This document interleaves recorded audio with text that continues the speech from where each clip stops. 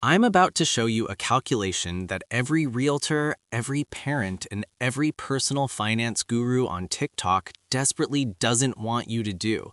It takes 60 seconds, and once you see these numbers, you will never argue about rent versus buy ever again. 10 years ago, all my friends bought houses. I rented. Today, I am $217,412 ahead of every single one of them. And no, I didn't get lucky investing in crypto. No, I didn't get an inheritance. I just did the math that nobody tells you to do. And today, I'm going to show you every single number. Before you start typing an angry comment about how interest rates were different, or real estate always goes up, or I just got lucky, stop. I am going to show you every single assumption, every hidden cost, every variable. I will show you exactly how this works, why almost nobody tells you this, and exactly how you can use this even if you already bought a house. By the end of this video, you will understand exactly why the rent is throwing money away mantra is one of the most successful and destructive marketing campaigns ever invented. Here's what most people don't realize. We have been systematically trained to ask exactly one question when it comes to housing. What is the monthly payment? We are never taught to ask, what is the total cost over 10 years? We are never taught to ask, what is the opportunity cost? Federal Reserve data shows that 72% of Americans believe homeownership is the single best investment you can make. 68% of millennials say they feel like a failure if they don't own a home by age 35. And according to a recent Vanguard study, the average first-time homebuyer will drain 92% of their entire savings for their down payment. Think about this for a second. We will empty every single dollar we have saved for retirement, for emergencies, for opportunity, to buy an asset that almost none of us have ever actually done the math on. And if you question this, if you say you would rather rent, people look at you like you are insane, like you are deliberately throwing your future away. But here's where it gets really interesting. Almost none of this is new. The math has been this way for 15 years, but almost nobody will tell you. Nobody ever tells you that home ownership has a break-even point. And for most people in most high-cost markets in 2025, that break-even point is not 5 years. It is not 7 years. It is 17 years. That means for the first 17 years you live in that house, you would have been wealthier if you had rented the exact same house down the street and invested the difference. Think of it like a subscription that you don't realize you are paying. Most people think they are building equity. What they are actually doing is prepaying 17 years of interest, fees, taxes, and maintenance before they ever get a single dollar ahead. It is financial quicksand. You can feel yourself working. You can feel yourself making payments, but for almost 2 decades, you barely move forward at all. Now, I know what you're thinking. That can't be right. Everyone says buying is better. Everyone says rent is throwing money away. Let's do the actual math. No tricks, no funny assumptions, just real numbers that apply to 90% of people watching this right now. Let's start with the part nobody mentions. When you compare rent versus buy, almost every calculator on the internet will show you mortgage payment versus rent payment, and almost every single one of them is lying to you. Here's what nobody tells you. Your mortgage payment is the smallest part of what you pay for a house. Let's use real numbers for a $500,000 house, which is the average first-time homebuyer price in most major cities right now.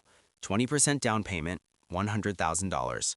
30-year mortgage at 7%, $2,661 principal and interest.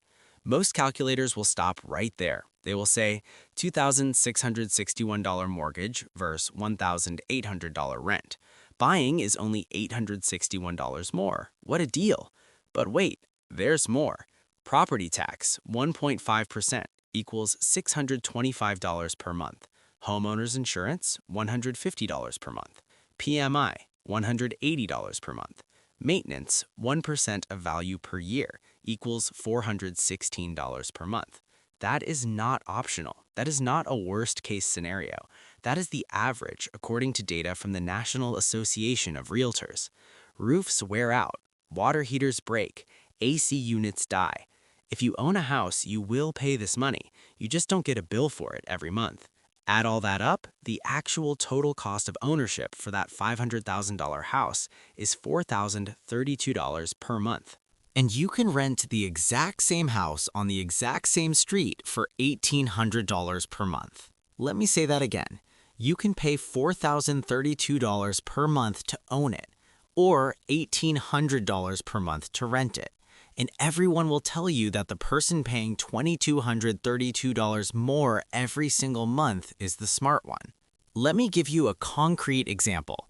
10 years ago, my friend Jake bought a house almost exactly like this. I rented an almost identical house 3 blocks away.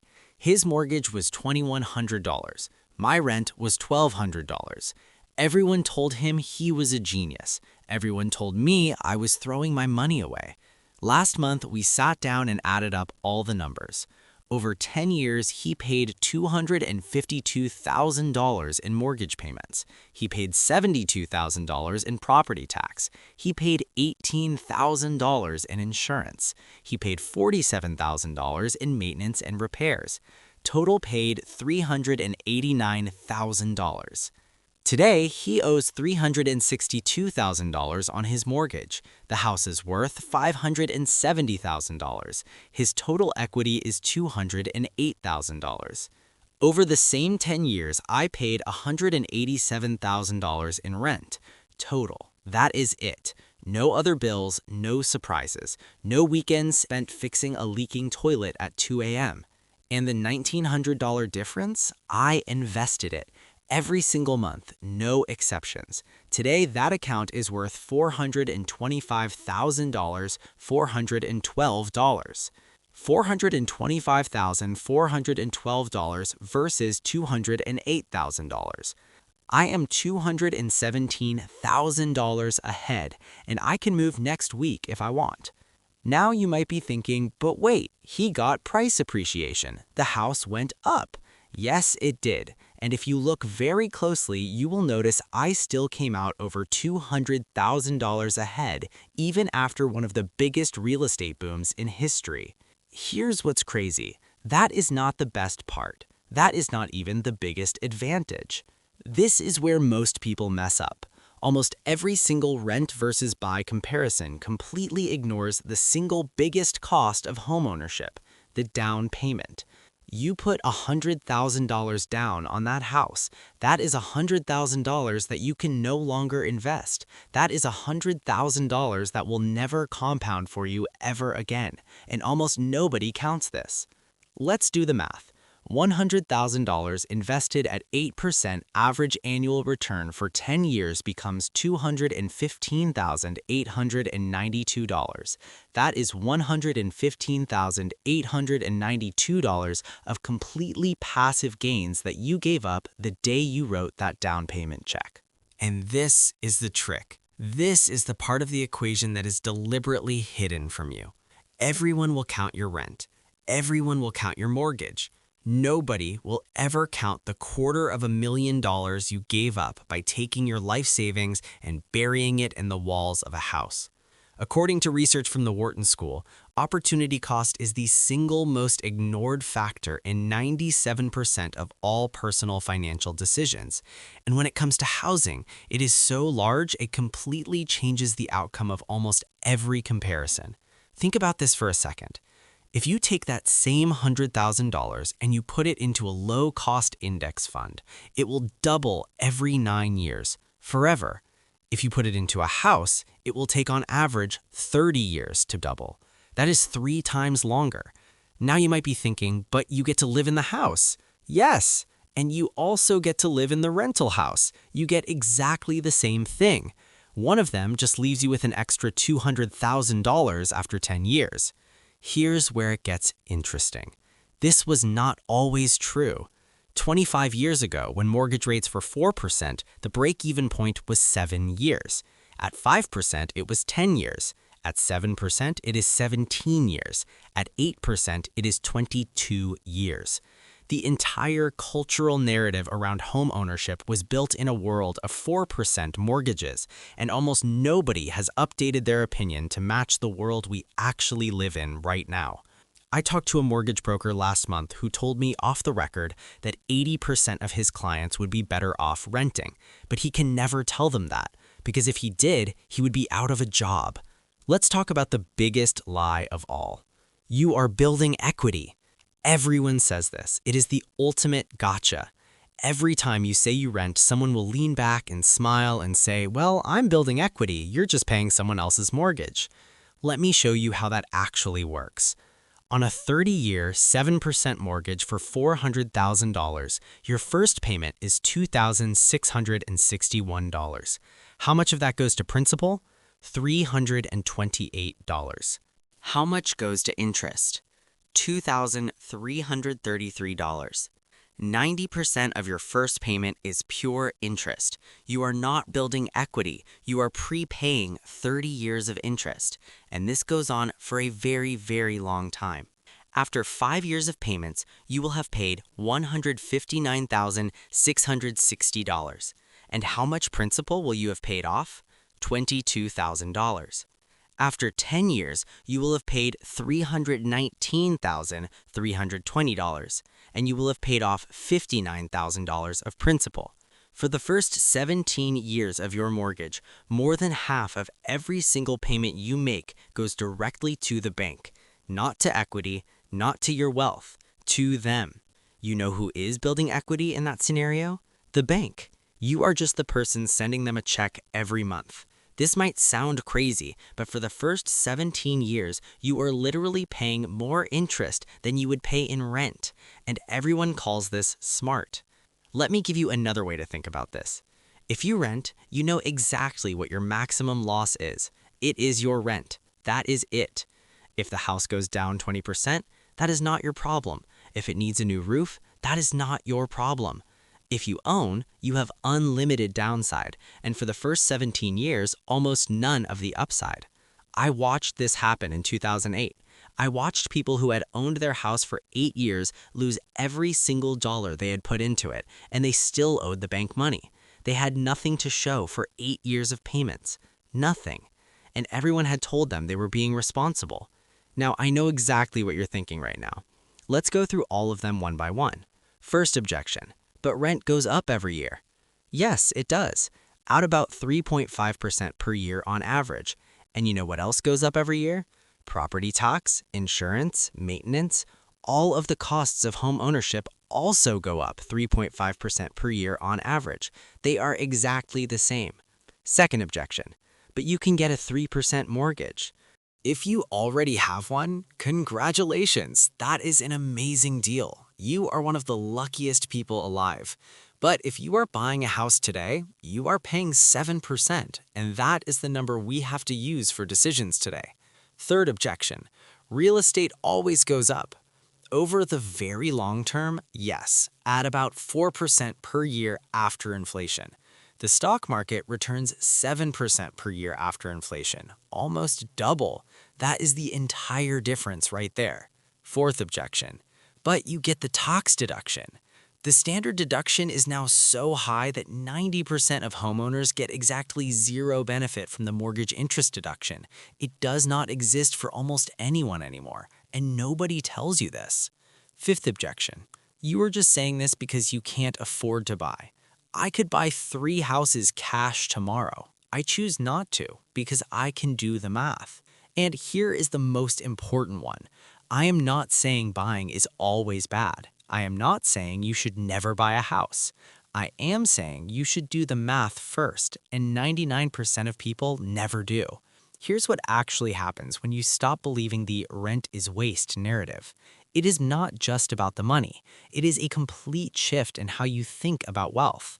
Before, you measure success by how big your mortgage is. You feel like a failure if you don't own a house. You make the biggest financial decision of your life because your parents told you it was the right thing to do. After, you measure every decision by total cost and opportunity cost. You stop caring what other people think you should do. You realize you have options that nobody ever told you about. You become the type of person who doesn't make decisions based on shame. You make decisions based on math. And this changes everything. Once you see this, you can never unsee it. You will sit at a dinner party and listen to people brag about their new house, and you will know exactly how much they're actually paying for that status. You will watch every real estate ad and you will see exactly the trick they are playing. This is not about being anti-homeownership. This is about being anti-stupid. This is about refusing to make a $500,000 decision based on a 50-year-old marketing slogan. If you are finding this valuable, hit that like button. It helps more people see this information instead of the endless propaganda telling you to buy a house as fast as possible. Here is exactly what to do starting today. No fluff, no theory, just actionable steps. Step 1. Go pull up any rent versus buy calculator right now. And before you look at the number, add 1.5% of the house value per year for maintenance, and add 7% per year opportunity cost on your down payment. 9 out of 10 of you will see the result flip completely once you add these two numbers. Step 2. Calculate your break-even point. If you are planning to live in that house for less than 17 years, you will almost certainly come out ahead renting. If you are planning to live there for 20 plus years, buying probably is the right choice. That is the line. That is the only question that matters. Step 3. If you are currently renting and feeling pressure to buy, do this test. Take the difference between what your mortgage would be and your current rent. Set up an automatic investment for that exact amount. Do it for 6 months. If after 6 months you don't even notice the money is gone, then you can actually afford to buy a house. If you do notice it is gone, you can't afford it, and you just saved yourself from making the biggest mistake of your life. Step 4. If you already bought a house, this is not too late. Stop making extra mortgage payments. Every extra dollar you put into your mortgage is a dollar that could be earning 8% somewhere else. Until you are past year 17, you get a much better return putting that money into index funds. And one final rule. Never, ever empty your entire savings account for a down payment. Anyone who tells you to do that is giving you catastrophically bad advice. Keep at least 20% of your net worth liquid at all times.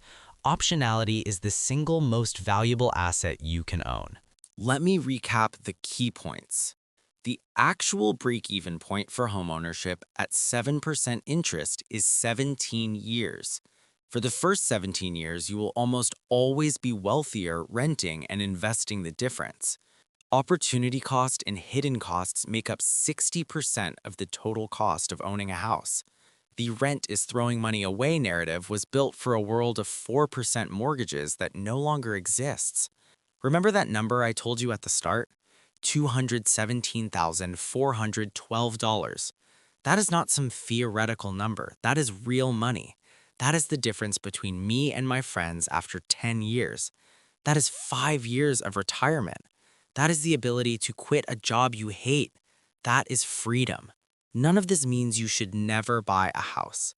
If you want to put roots down, if you want to paint the walls whatever color you want, if you never want to move again, those are amazing reasons to buy a house. They are just not good financial reasons. Buy a house because you want a home. Don't buy a house because someone told you it is an investment. And don't ever let anyone make you feel like a failure because you choose to rent. The greatest trick the real estate industry ever pulled was convincing an entire generation that the most expensive decision they will ever make is also the most responsible. You don't have to play that game. You get to choose. And the next time someone tells you rent is throwing money away, ask them what their break-even point is. They won't know, but now you do.